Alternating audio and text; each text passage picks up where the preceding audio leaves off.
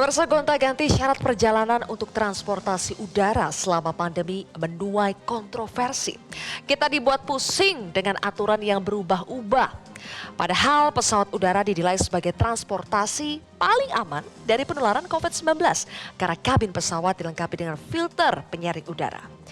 Nah, ketika pemerintah dianggap diskriminatif karena menerapkan syarat tes PCR hanya pada pesawat udara, sekarang malah muncul wacana untuk memberlakukannya pada semua moda transportasi. Makin berat aja dong ya. Bisnis penerbangan diperkirakan sulit pulih jika tes PCR jadi syarat perjalanan. Harganya mahal, bos. Kita pernah mengalami harga tes PCR mencapai 2,5 juta rupiah sampai akhirnya ketika pandemi sudah hampir 2 tahun, baru deh harga turun jadi 275.000 sampai 300.000 rupiah. Itu pun masih di atas kertas ya. Tahu sendiri kan kalau laptop itu suka improvisasi, makin ekspres hasilnya ya makin mahal harganya. Jika tes PCR jadi diterapkan untuk semua moda transportasi, maka masyarakat harus merogoh kocek lebih dalam. Jangan-jangan bisa jadi nih ya, harga PCR nantinya lebih mahal dari harga tiket perjalanan. Pemerintah beralasan syarat tes PCR diperlukan untuk menyeimbangkan relaksasi yang dilakukan pada aktivitas masyarakat. Indonesia juga perlu belajar dari negara lain yang kini mengalami lonjakan kasus COVID-19 meski tingkat vaksinasinya lebih tinggi dari Indonesia. Apakah pemerintah sudah mengambil kebijakan yang tepat? Benarkah ada bisnis menggiurkan di balik kebijakan tes PCR sebagai syarat perjalanan? Inilah kontroversi selengkapnya main-main aturan PCR bersama saya Zilvia Iskandar.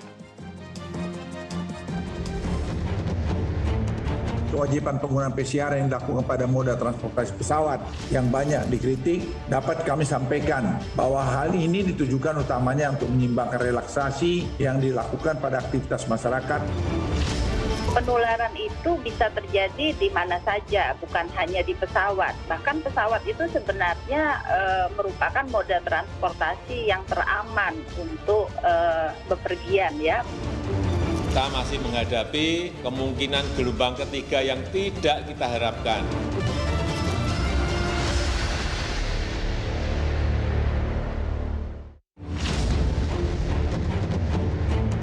Kewajiban penggunaan PCR yang dilakukan pada moda transportasi pesawat yang banyak dikritik dapat kami sampaikan bahwa hal ini ditujukan utamanya untuk menyimbangkan relaksasi yang dilakukan pada aktivitas masyarakat. Penularan itu bisa terjadi di mana saja, bukan hanya di pesawat. Bahkan pesawat itu sebenarnya merupakan moda transportasi yang teraman untuk bepergian ya. Kita masih menghadapi kemungkinan gelombang ketiga yang tidak kita harapkan.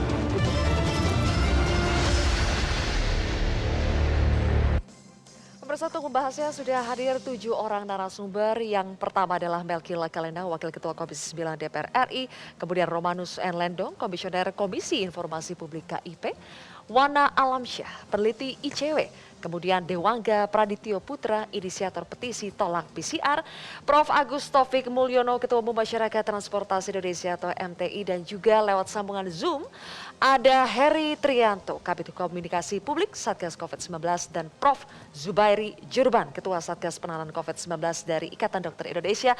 Selamat malam semuanya, Bapak-Bapak, terima kasih sudah hadir bersama kami di Kontroversi. Saya akan mulai dari Mas Dewangga sebagai inisiator petisi tolak PCR. Mas, Anda kan bekerja di industri penerbangan ya, tapi kenapa justru membuat petisi untuk menolak tes PCR sebagai syarat perjalanan transportasi udara? Sebetulnya lebih dari keresahan kita dari insan penerbangan dulu sebelumnya, Mbak. Jadi kita ngelihat dari masa ke masa kan setelah pandemi ini penerbangan turun drastis ya, Mbak ya. Jadi banyak dari kita juga teman-teman kita jadi karena penerbangan turun, otomatis banyak teman-teman kita juga yang mulai dirumahkan, sampai ada beberapa yang tidak dirumahkan tapi istilahnya gajinya udah mulai dipotong dan lain sebagainya. Hubungannya dengan tes PCR apa? Nah, dengan tes PCR ini kan jadi orang kalau mau terbang harus mengeluarkan budget ekstra, Mbak ya. Budget ekstra. Jadi pada saat harga tiket murah tapi PCR-nya harganya lebih mahal daripada tiket, orang juga pasti bakal mikir kan. Itu terjadi ya, harga PCR bisa lebih mahal daripada harga tiket pesawat? Ada yang kayak sebelumnya Mbak ya, yang waktu harga tiket harga PCR-nya lebih 500 ke atas itu. Makanya di situ kita juga berpikir kok hanya penerbangan udara aja gitu tuh. Oke, tapi kalau memang itu diperlukan, niat pemerintah baik untuk mencegah penularan COVID-19? Seharusnya ada solusi dari pemerintah gitu Mbak. Jadi supaya istilahnya pandemi ini selesai tapi jangan menambah pengangguran juga gitu loh Mbak intinya. Oke, jadi selama ini harga tes PCR dianggap membebani masyarakat, memberatkan ekonomi. Bagaimana itu, Mas Heri?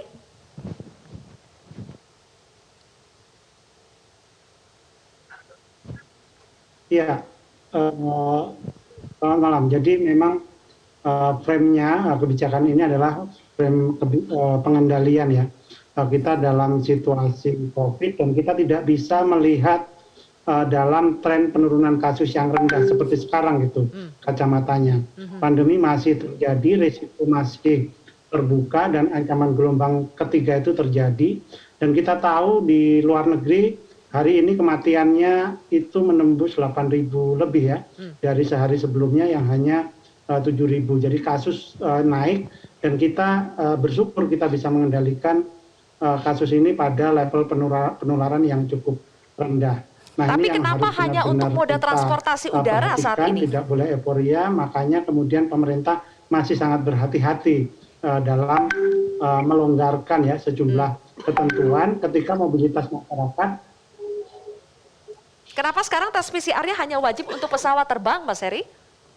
Tidakkah ini diskriminatif untuk moda transportasi yang lain?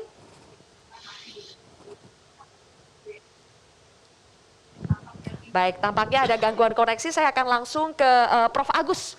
Prof. Agus, jadi sebetulnya tanggapan Anda terkait dengan PCR ini, apakah memang menjadi kebutuhan, sebuah kebutuhan untuk transportasi udara? Ya, saya dari Masyarakat Transportasi Indonesia itu punya tugas ya untuk memberikan edukasi kepada masyarakat yang melakukan transportasi dan mobilitas. Jadi ketika orang melakukan perjalanan jarak jauh, ya, terutama antar pulau dan sebagainya, itu yang terjadi adalah perjalanan manusia itu bersifat resiprokal. Jadi manusia itu selalu berjalan dari satu tempat kembali ke tempat semula. Tapi kalau barang itu asimetrik. Nah, ketika resiprokal itu ada potensi di mana manusia ini membawa import virus. Virusnya diimport pada dia. Sehingga perjalanan jarak jauh ini, transportasi ini diduga, bukan diduga menurut saya, pasti membawa import virus. Nah, ketika orang sudah membawa import virus, ini persoalannya adalah kalau dia melakukan transmisi lokal, maka terjadilah peningkatan penularan. Oke. Ya, jadi perlu kita juga memberikan edukasi kepada masyarakat bahwa tes PCR ini sebenarnya tujuannya adalah untuk menekan import virus. Jadi Anda setuju kalau misalnya tes PCR itu diterapkan sebagai syarat perjalanan khususnya untuk pesawat terbang? Secara prinsip setuju, karena itu kita harus mengedepankan kesehatan untuk mengedepankan kesehatan. Ya, daripada. Oke, tapi benarkah sebetulnya tingkat penularan COVID-19 di pesawat terbang itu tinggi? Bagaimana Prof. Zubairi? Oh iya, itu sudah dibuktikan di sejarah awal-awal dulu dari penyakit COVID-19 ini kan tadinya dari hari ke hari banyak orang termasuk saya selalu mengikuti perkembangan jumlahnya dan cepat sekali naik dari Cina kemudian ke Spanyol, kemudian dari Singapura ke Eropa, kemudian dari situ kemudian ke Inggris, ke Amerika dan dalam hitungan bulan sudah kemana-mana. Jadi tidak mungkin kalau virusnya naik bis. Jadi dan sudah dibuktikan juga di penerbangan domestik di Jepang juga terbukti ada penularan melalui pesawat terbang. Meskipun jadi pesawat terbang itu di kabin pesawatnya dilengkapi oleh HEPA filter, Prof. Apakah itu tidak mengurangi, tidak membantu untuk mencegah penularan? Iya, itu amat mengurangi, tetapi tidak 100%. Kenyataannya kan sudah dibuktikan di banyak penelitian dan sudah diterbitkan juga di jurnal manapun penularan melalui pesawat terbang. Jadi apakah hanya pesawat terbang, Prof. Zubairi, yang berbahaya, yang risikonya tinggi? Padahal kan moda transportasi yang lain, misalnya kereta, bus antar kota yang berjam-jam kita di situ, tapi tidak perlu tes PCR. Iya, itu kita bisa melihat kalau yang bukti paling baru sebetulnya ada dua. Satu yang dua-duanya di Singapura. Singapura itu bulan Mei mereka kaget sekali penularannya ternyata melalui airport dan defense-nya ya kan Singapura negara bisnis jadi mau tidak bisa kita lepas dari dunia internasional dan itu terjadi penularan klaster 100. Kemudian bulan September kemarin penularan ada di 5 interchange dari base. Jadi memang dua-duanya terbukti bisa menularkan dan buktinya amat valid baru beberapa waktu ini. Jadi bulan Mei di airport, kemudian bulan September di base. Baik, Pak Roman dengan contoh-contoh seperti itu argumentasi pemerintah bahwa tes PCR itu memang diperlukan untuk pencegahan penularan COVID-19. Apakah ini bisa diterima sebagai alasan kita harus mewajibkan pelaku perjalanan tes PCR? Baik, sebelum saya bicara tentang PCR ya, saya kira kita kembali ke konstitusi dulu ya.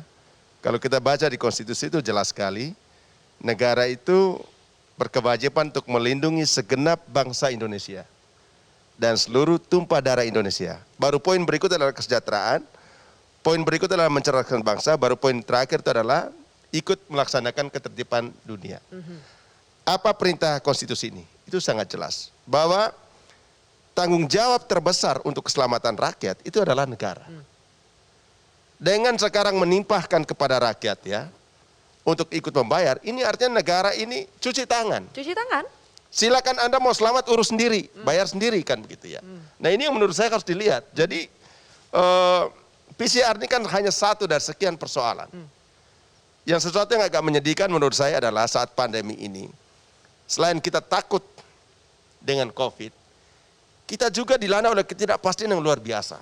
Tentang begitu banyak kebijakan yang hari berhari begitu mudah berganti dan tidak ada penjelasan. Jadi kalau saya mau bicara itu dulu Bu Sylvia, jadi ada pepatah Latin itu mengatakan begini, salus populis suprema lex.